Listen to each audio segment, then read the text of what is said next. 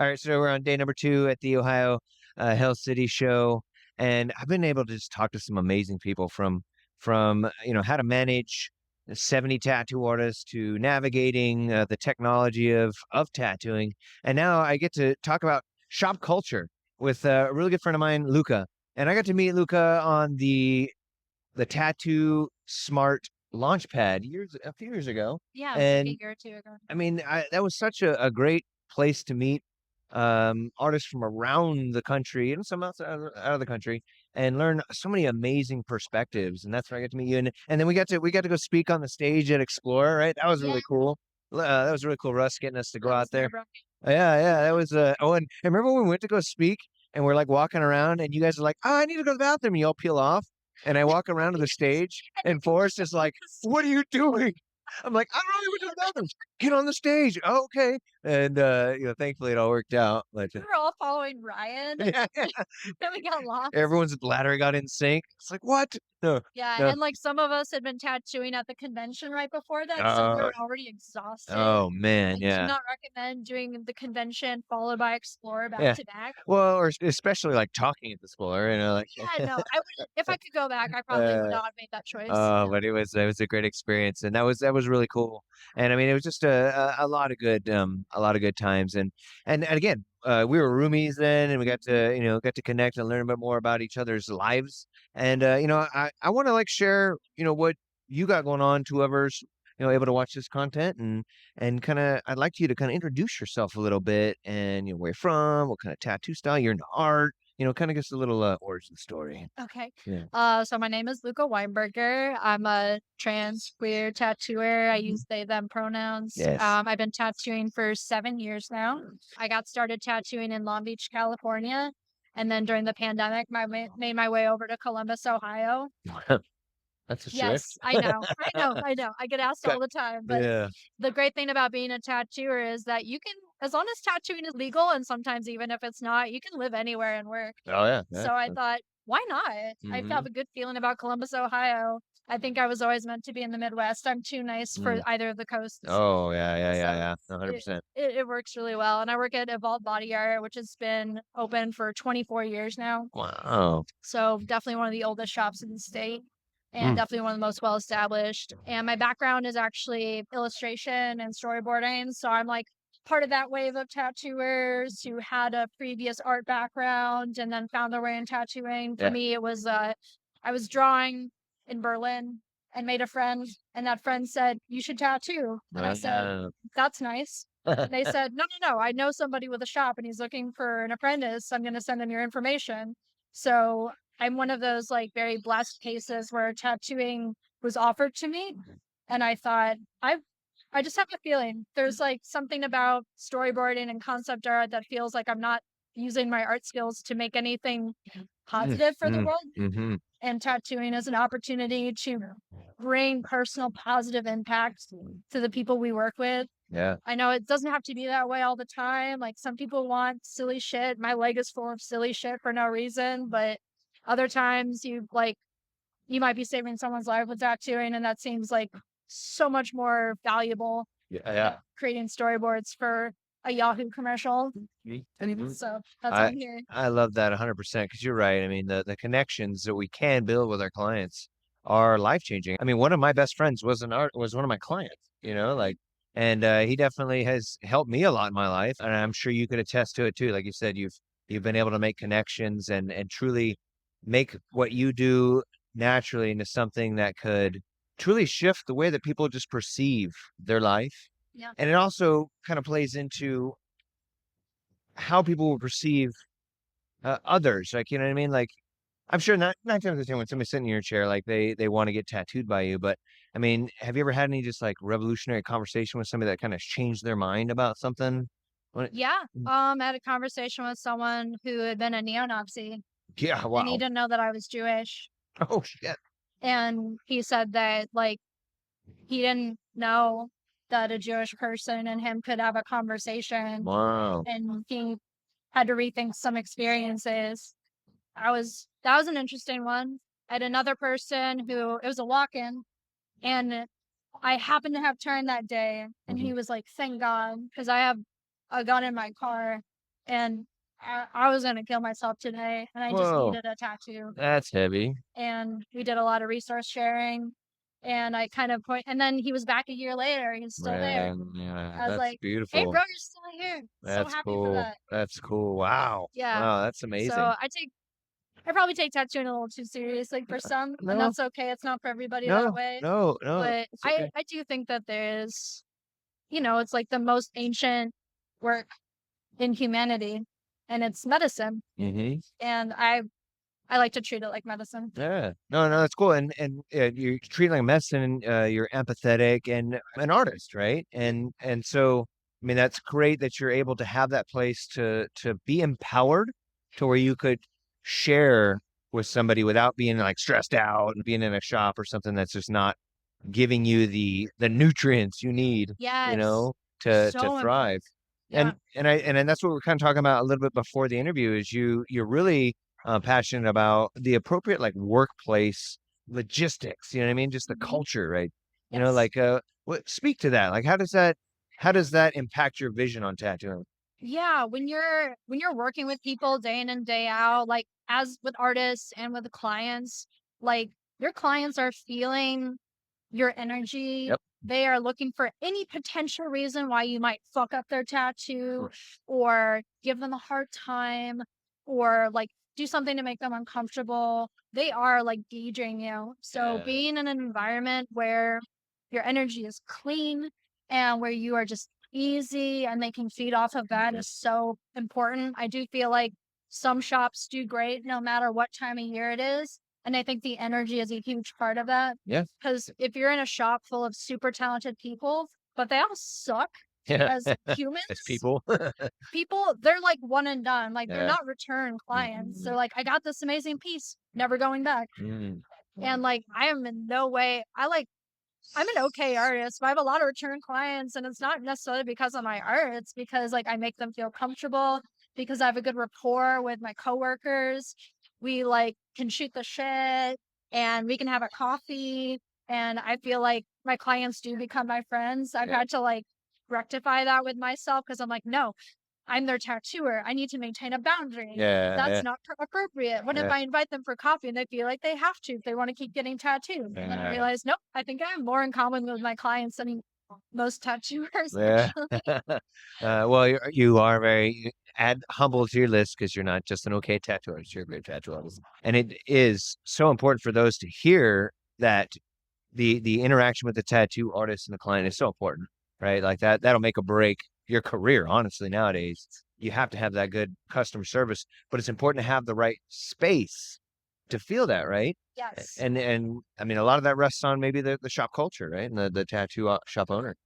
I mean, it's on everybody Sure, yeah, for sure. sure. But the shop owner does have final say on a lot of things. And I think that's where some resentment can build. If there's Mm, something wrong in the shop mm, and the shop owner isn't paying attention, or they're like, the shop's making money, who cares? Right. But people start to feel overlooked. They start to feel taken advantage of, whether or not it's true. Like you can start telling stories in your head, especially if a shop owner isn't very present in the shop. Like if they're the owner, but they don't tattoo or pierce there.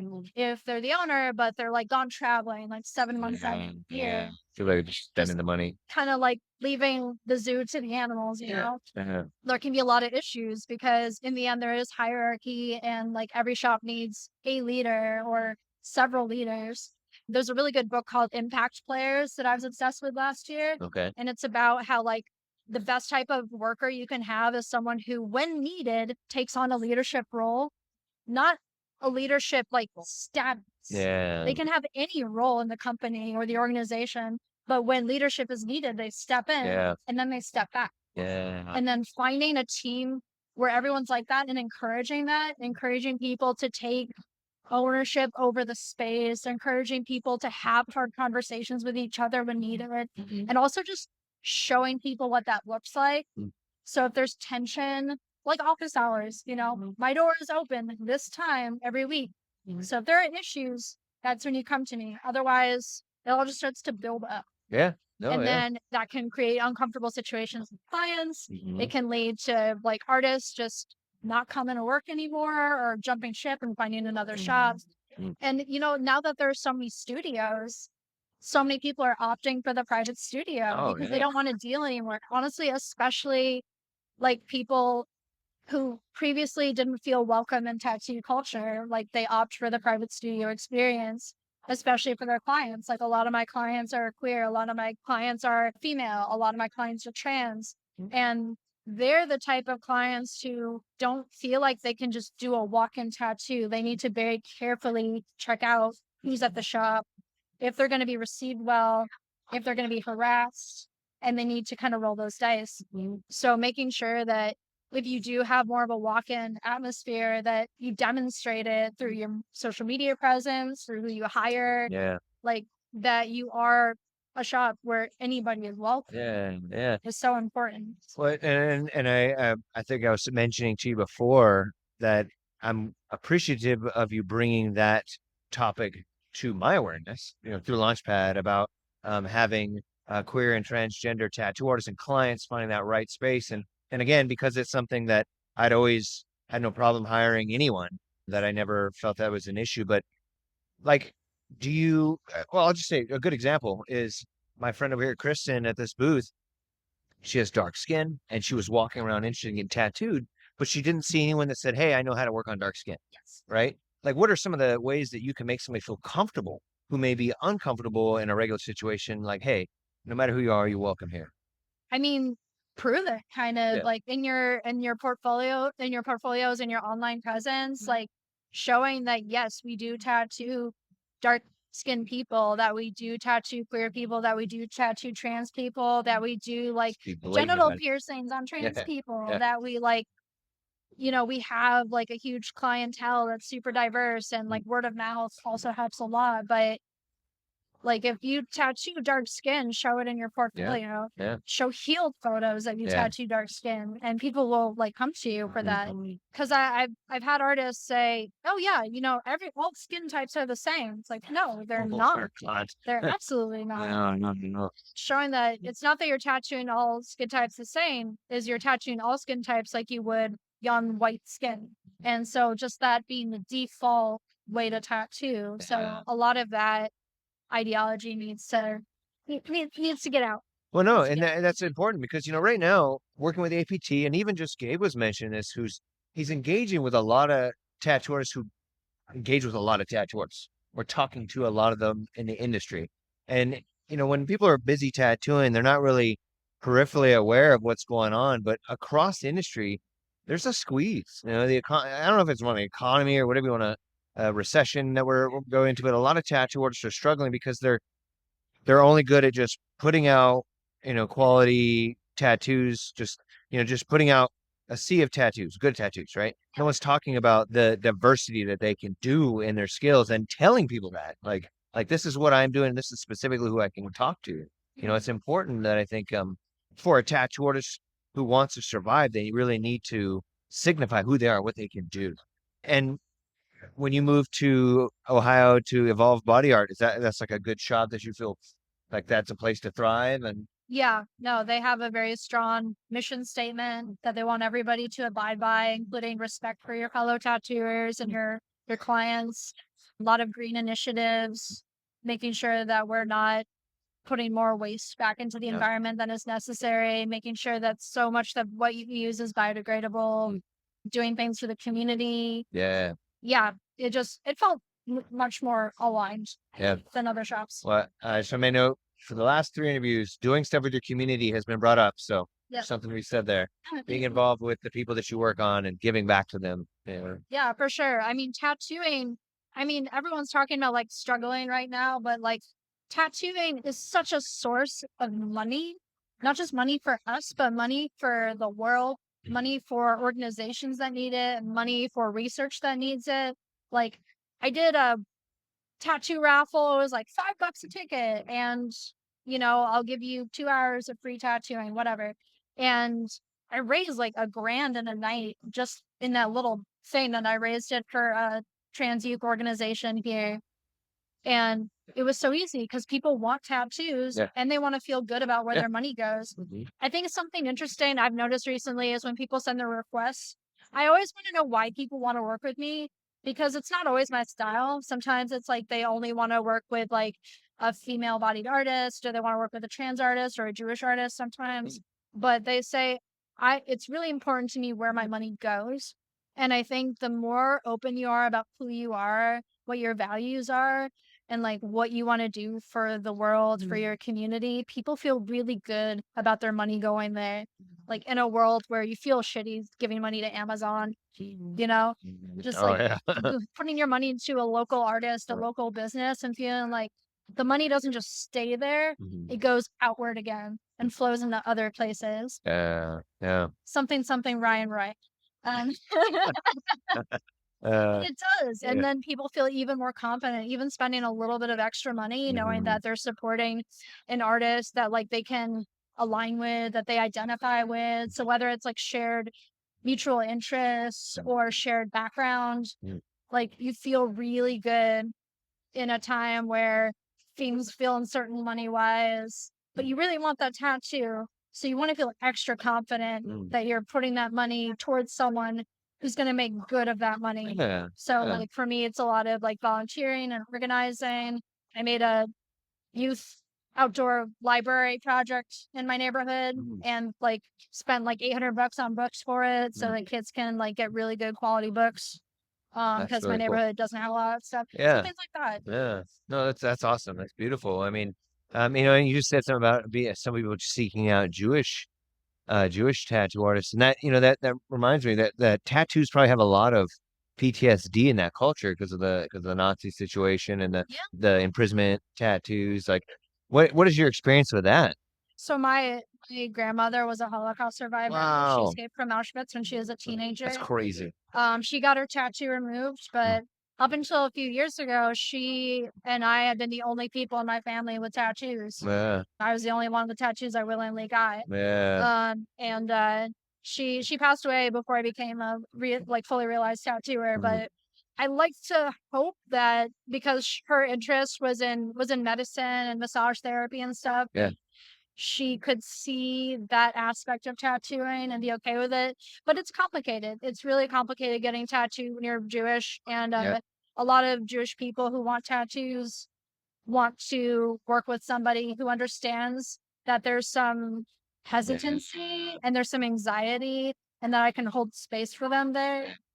No, yeah, yeah. I didn't really put those two together until somebody had informed me that she wanted to get tattooed, but her husband was Jewish, not directly from the Holocaust, but had some sort of family PTSD, and how that kept her from getting it. And it was like, oh yeah, like that was really probably a really intense thing for the Jewish people. And it's unfortunate because I mean, tattooing's been around for so long that it was used for that. But now we use it for so much beautiful things for healing too, Yeah. which is so cool about that. And there's a chance that chewing was present in Jewish culture at a Yeah. time. Some rabbis will definitely like pour over certain texts and be like, hey, Yeah. there's evidence here, but Oh that's yeah, just what yeah, we yeah, do. yeah, Um, yeah. Oh yeah, mark yourself for God. There's definitely places in the Old Testament for sure. yeah. No, that's cool. So, you know, another big initiative that would be great for your clients to know is you're also wanting to give back to the industry by being involved with APT.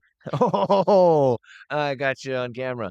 So now I only bring that up because when we first came to the APT, like it's breaking down stigmas, right? The Yeah. Alliance of Professional Tattoo has been on for over 30 years, and again, stigmas exist, and it sucks that somebody's transgender or queer felt like they weren't welcome in a regular shop, right? Which that shit needs to go away, and it is like we're moving in that direction, and the APT recognizes that, and like that is an initiative of sorts. We're trying to definitely make everyone know that everyone is welcome because it's our common thread is tattooing, right? And Yeah. and so the Alliance Professional Tattooist is, we're trying to do a lot of things, and I don't want to dominate the conversation with this, but definitely having you as a member would be invaluable, I think. So if it's something you'd be interested in, no pressure. We're only recording it right now. Uh in case I'll pay for your membership. No, just some to think about, and then also for you to be the first to step out there, and again, we have other members that are queer, we have other members that are transgender, but just to be more welcoming, to signal to more tattoo artists that we are evolving, changing, growing, and moving forward to a unified future.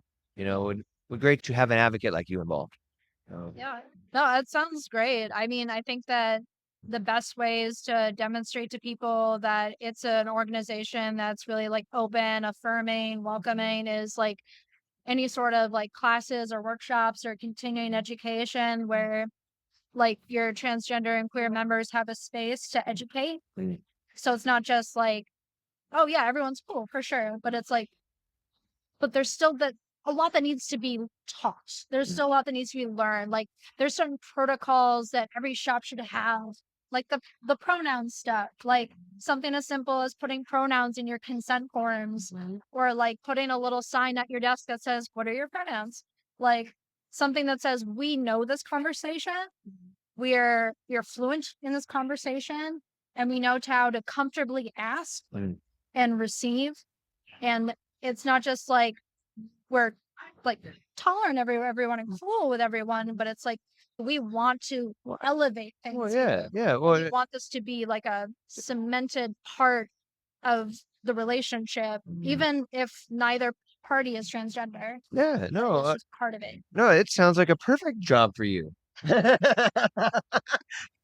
100%. APT is volunteers based, right? Yeah. And we've grown over 500 members in the last year.